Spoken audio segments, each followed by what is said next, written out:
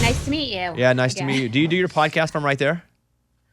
I do. I never did a podcast before the pandemic, so it sort of started with quality. I You know guess what I they mean? So don't the bar's expect low. more. Yeah, I mean, if that's what you've been getting the whole time, there's no extremely high expectation of quality. It's like bad sex and bad pizza. This is what it is, and it's I guess it's better than nothing. Hey, you're very self-made, and it's a time now when people are trying to figure out, what they're self-making after the pandemic, especially. Like, what is your advice to folks? Because I know you talk about this in your podcast. Like, how in the world do you stop doing what you're comfortable doing? You're making a decent living. Like, how do you start to approach like a new life with sacrifice at this point? Well, that's a great question, but it was sort of handed to us because the snow globe was totally shaken and everybody had to scramble and figure out what their next move was. Some people were stunted, which many people are in the scenario you're describing. And of course, it's easy to tell people, oh, walk away from your 401k and your insurance and whatever your corporate cubicle lifestyle provides. But we found out by being uncomfortable during the pandemic how little we could survive with, whether it was restriction in finances or travel or office space or staff or resources. So I think that was a good dress rehearsal for taking more chances and really just making yourself jump and then you'll fly. And like I said, it's easier said than done, but I find that most people have finagled and hustled and figured this thing out in some way. I mean, it was very different in the beginning. People who are in real estate aren't getting paid. People are defaulting on their rent and their leases, and so many businesses, no customers, but everybody sort of became nimble and figured out how to do it. I mean, not everybody, obviously, but I just think it's been inspiring in that way. The first time that I saw a preview for The Big Shot with Bethenny, I was watching the Friends reunion, and I go over to HBO Max. And I bet a lot of people did. They either subscribed to HBO Max because of the Friends reunion, but HBO, it was Prime. Like, this is a big deal for them to put your show up there. So I clicked the show, and this is basically you trying to find a number two to you, right? Right. I don't know what kind of infrastructure you have. I mean, I've heard this is a really major show and a really big deal. And don't take this the wrong way. I've never listened to any podcast. I'm very tech challenged and unaware of many things that people would think I'd be aware of. But I don't have a very big infrastructure to run the level of the business that I'm running. And I find that managing people and finding people is the hardest part about business by far. So I had a production deal with Mark Burnett and also needed to find someone. So I put the two together. It really was just, what could I do a show about that would be something where it wasn't some extraneous thing adding something to my plate. This was double dipping. But what if you get on the show and, some of these other competition shows, and you have all these people you cast, but all of them suck. And then you don't really have somebody that you trust to be your number two. Do you have to hire someone, or you just go, not for me? I didn't have to hire someone. I don't have to hire someone. And many people in the audience, the audience thought that the people did suck, and I thought many of them were so nice and lovely, and I've kept in touch with. But some did really suck. And it's also a very particular job. And you can't have someone in your household and in your life and in your business that can't do the job. So it's sort of like it was more fluid and more real and maybe more scary in that way because it's not such a formatted, structured gig where I was thinking, oh, I'll just do real. I'm the Bachelor. If I don't want to sleep with any of these women at the end, I'll just be like, I'm not sleeping with them, much less marrying them. Was there an amount of money you were going to pay the person that was to finish number two, or was it, we'll base it on how good you are? It was in the mid to high 100,000 range. But it wasn't established, is what I'm saying. I mean, it wasn't like you didn't come on the show and go, you're going to make $250,000 if you win and you're my number two. We didn't say that. We discussed that with MGM and with HBO, but we didn't discuss that with the people. And this is interesting. You're asking some inside baseball stuff that's exercising my mind, which I like, because when it started and I was worried about the level of the candidates, I didn't want to say what the job title would be because frankly, if I had found an amazing assistant, I would have, been happy about that. Or if I found a director of communications or a social media person. But of course, they wanted it to be there to be high stakes. I'm not going to be like, oh, I found a dog walker. You came all this way to walk my dogs. So the stakes had to be high. And that's where VP of operations came. I'm not even from the school of titles of EA. There's a PA, there's a BA, there's an assistant PA, and executive. I mean, I don't come from that. So it's VP of operations was like a big title. And I was nervous to sort of say it because I really didn't know what it meant. So that made it even more challenging, if that makes any sense. Yeah, and so you guys watch this show. It's Bethenny Frankel. It is The Big Shot with Bethenny. It is, if you have HBO Max, you turn on, it's right there, boom, right in front. At least on my TV. I think it knows though that I like you. I think that because you know how they know everything about us at this point, and so I think they know that I was a fan of yours from Real Housewives of New York, and not even from the Housewives part of it, but from the hustling part of being on that show, if that makes sense. Like Thank you. In a show that isn't much hustle. That's where you stood out to me on that show, and I think that's how I was drawn to you, and I hope that's a compliment to you.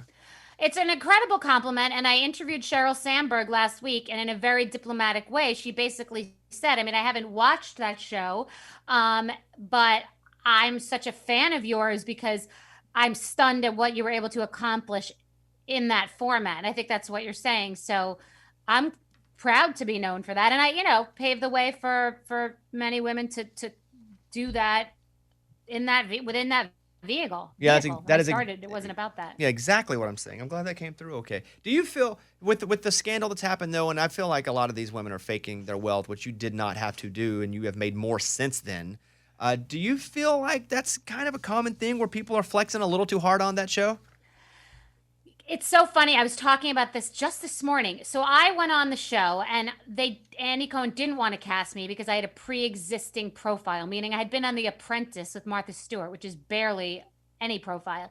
But they didn't want somebody who sort of had been on television. Now there are so many famous people, actors, athletes, wives, etc. That's part one.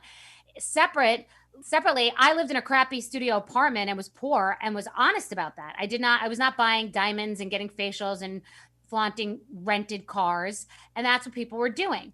And it's just this thing where whether it's Teresa paying for all her furniture in cash the first season, or people having to talk about them flying private or being totally just gauche about bragging about, I just went looking for a plane, or they can't help themselves. It's just it's such low hanging fruit to be like, to say I'm from Beverly Hills, so I have to brag and show how wealthy I am. It's just right there and they can't help it. Whereas I was just honest about being broke. And so if Cancellation Nation is very often about someone preaching about how wonderful they are, and then when people get disappointed, that's when the real big cancellations happen. It's usually that juxtaposition. Think about what it's like to be shoving your wealth up people's asses and then to find out that it's not real. People go in for the kill. You can't have the rose without the petal and the thorns. You can't come in and be like, I'm stunning, I'm amazing. And then when everyone finds out you have head to toe plastic surgery, they're not trolling you. And you can't come in flaunting everything you have or don't have. And then when people find out the emperor has no clothes, they'll rip you to shreds. It makes sense. I saw a picture of you hanging out with Jeff Bezos once at an event, which Jeff Bezos to me is like the Great Oz. Like I'll never actually see him in person. But what is he like as a guy? And again, is there some sort of like aura around him or the people around him that are protecting him? Well, I don't know him that well. I know Lauren Sanchez, the woman that he is with. I've met her several times, and I know her ex-husband well. And she's cool and always been nice to me. And I met at Mark Burnett's house once or twice before that. And it was relaxed. Like I didn't even really know that it was him and that he was there, meaning there were so many people and there's so many famous people there and powerful people, more than famous actually. And I have to say he had a very chill, down to earth vibe. And then I met him that was an Emmy party, and same thing. I don't think he really buys his as much as most people do. I mean, I've seen some serious moguls and A-list stars, and I think that the two of them really probably like being in jeans and hanging out. And listen, he's got so much money, but I've met people who have a lot less money that are throwing it around in a much more gauche way than he seems to be. Are you a billionaire now? No. Okay. God, no. Well, listen, you have 1,000 businesses. Like, you're in everything. And so, I didn't know if maybe. Yeah, no, I'm not a billionaire, but that's the kind of thing with a brand like mine, which is in 30 categories. The pendulum could swing, and you could get pretty close in one shot if I lay the card, line up the cards properly. We have everything from apparel to syrup, and that's a pretty wide range of things that people can get inside of your brand. You get some clothes, or you get some, some syrup, for your pancakes. Well, it's coffee syrup. We have cauliflower pizzas. We have apparel, eyewear, sunglasses, jeans, the whole deal. I mean, literally salad dressings, popcorn. So yes, I'm teeing this thing up to be a real empire. So I'm at a good clip. Before we go, I want to introduce you to Amy, my co-host. Amy, what would you like to ask Bethenny before we go? Hey, well, you were always my favorite when you were on the Housewives. And something I noticed about you is you're really great about setting boundaries, which I think is super important, something I'm working on. So is that something that's always come naturally for you, or you had to work through like in therapy and making sure that, you're intentional about it?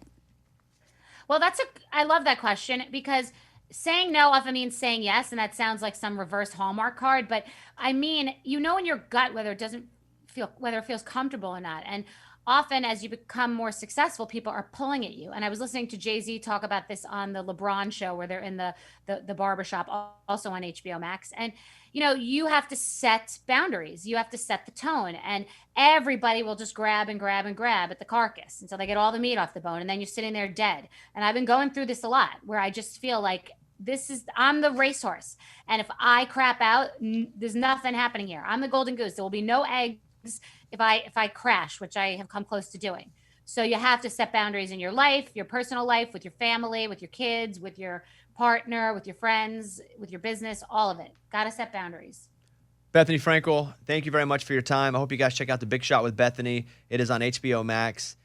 Also, check out her podcast. You can hear from her now. She's pretty unfiltered and says exactly how she feels. And I feel like that's needed now.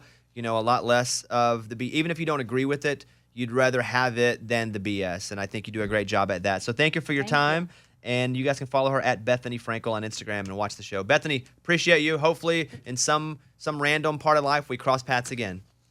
Where are you? I'd love to, but where are you? Right now, I am in Nashville. You ever been here? Oh, cool.